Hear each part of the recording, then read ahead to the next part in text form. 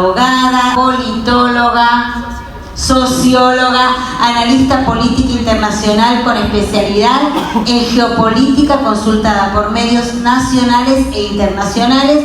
Y te sigo, Gretel, por las redes, por YouTube. Ahí yo digo, bueno, si Gretel sacó algo y ahí empiezo y anoto y después lo digo, yo lo repito y quedo como una genia. Pero ella es la que estudia, la que investiga, ¿no? Y bueno, cada uno su rol, ¿no es cierto? Cada uno la opción que tiene. Hemos visto como te has pronunciado mucho con esto de la Agenda 2030. ¿Cómo ves geopolíticamente todo ese tema de los ODS?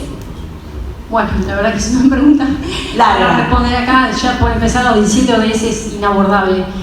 Pero quiero dejar un mensaje claro, y esto arrancó mi mayor preocupación. Yo también, estoy, digamos, con una vocación en la política desde chica. Fui precandidata a senadora nacional, a diputada nacional, hasta que en el 2020 se me cambió la vida, gracias a este encierro sanitario obligatorio, y empecé a tener otra mirada sobre lo que nos rodea, donde ya no pasa por la cosa pública territorial, sino que hay cuestiones supranacionales que tienen que ver justamente con qué pasa a nivel transnacional, quiénes son los jeques que en realidad manejan y manipulan absolutamente todo lo que nos rodea, por qué llegamos a esta instancia.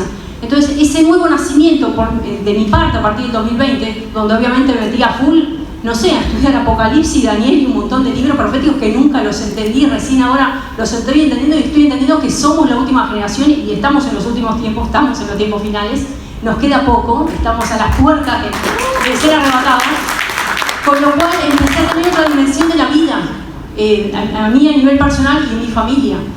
Y a partir de ahí empecé a entender por qué estamos viviendo los tiempos en los que estamos parados actualmente, y también hay un plan de parte de Dios donde tenemos que atravesarlo. Necesariamente tenemos que atravesarlo para que se cumpla ese tiempo profético. Si no, no podemos pasar a la segunda instancia. Con lo cual empezó a correr en un séptimo plano todo el plano político para mí, y empecé a tener una visión internacional de los hechos, supranacional. A partir de ahí empiezo a meterme de fondo con este tema de la Agenda 2030, que los convoco a ustedes a tener una mirada no tan taxativa de que va a ser un mundo feliz y que vamos a poder erradicar el hambre, porque uno de los objetivos dice hambre cero. Es totalmente imposible. ¿Qué dijo Jesucristo? A los pobres los tendréis siempre entre vosotros, más a mí no siempre me tendréis, lo dijo Jesús, o sea, es nuestro líder. Con lo cual, erradicar la pobreza no, porque es un flagelo también permitido por los tiempos en los que vivimos. Con lo cual nosotros apuntamos a la salvación del alma, recién lo estaba diciendo Walter. También estuve en un programa de Intratables y hablábamos sobre el tema esto de disminuir o no la brecha, digamos, la edad para poder encarcelar a la gente y penarla. Pero, ¿qué voy a meter? ¿Una persona de 12 años, de 13, 14, vamos a seguir encarcelando gente? No pasa por ahí, si no, nos convertimos en Michel Foucault, ¿no? Vigilar y castigar, lean Vigilar y castigar o el panoptismo. No sirve con encarcelar a la gente, acá pasa por otra cuestión.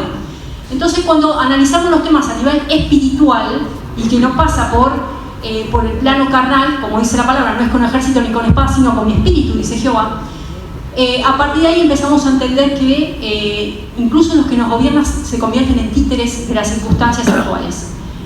Políticos, que ya no hablamos de agendas de derecha y de izquierda, son rehenes de una visión supranacional que tiene que ver con la unicidad de gobierno único, unicidad también de religión, porque se apunta a eso, a una religión única mundial, a un parlamento mundial, a una paz mundial. Ojo cuando decreten la paz mundial, ojo con lo que va a pasar con Israel, ojo con lo que se viene.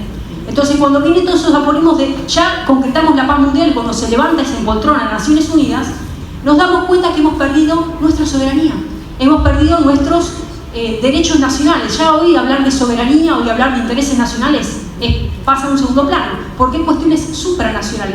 Dentro de esas cuestiones supranacionales hay manejos financieros y también de medios de comunicación. Entonces también muchas veces lo que consumimos, los medios convencionales, son carne podrida, y han trabajado sobre el concepto del temor, el timor mortis, ¿no? ¿Se acuerdan del timor mortis? El temor a la muerte. Es algo que el ser humano no puede escapar. Ya cuando tiene temor a la muerte ya es capaz de entregar todo, hasta cercenar y me quedo en casa, ¿no? Digo, me quedo en casa porque el temor a la muerte. Entonces, esa cuestión panóptica también, que tiene que ver con un flagelo espiritual, pero que conlleva un escenario de control social. Entonces, frente a ese control social, papá me cuida. ¿Quién es papá? Papá Estado, papá gobierno. Ahora, ese papá gobierno está gobernando de acuerdo a los intereses que nos conciernen a todos o intereses particulares o intereses foráneos, que ya son más peligrosos todavía. Entonces, seamos un poco más atentos a las agendas que nos presentan de turno, y ya no hablo de derecha, de izquierda, sino de cuestiones que van más allá. Hay intereses que tienen que ver con lo económico, con lo financiero, con los medios de comunicación, que realmente están sacando nuestra libertad. Se viene ya lo que es la idea del transhumanismo, se viene todo esto del gran reseteo, se viene toda esta nueva era donde hoy quizás la tecnología nos copó, tenemos un Elon Musk presentando la alianza con el presidente, pero detrás hay otra cuestión. Entonces empecemos a leer todo lo que nos presentan los medios de comunicación con otra mirada, porque si no vamos a terminar siendo rehenes de políticos que también son títeres de ese sistema. Ese fue como el planteo que a mí se me originó a partir del 2020 y empecé a ver esta agenda, que es una agenda que realmente es planetaria, porque lo que se decide en Naciones Unidas sale y emana en calidad de resoluciones que dicen que no son obligatorias, pero en realidad los parlamentarios y los que asisten, los gobernantes que asisten a esos lugares, ¿dónde está nuestro presidente ahora? ¿En qué foro está? ¿En qué foro está el presidente ahora? ¿Quién se sienta en ese foro? ¿Qué decisiones se toman en ese foro? Yo no estoy acusando a nadie, estoy diciendo que en esas mesas se gestan absolutamente todo, no son políticas necesariamente afines a los intereses nacionales. ¿Sí? Por eso la noción de soberanía hoy se ha perdido. Un tema bien profundo. Bien complejo, pero empezarnos a leer la agenda. Sí. Gracias, Gretel, gracias.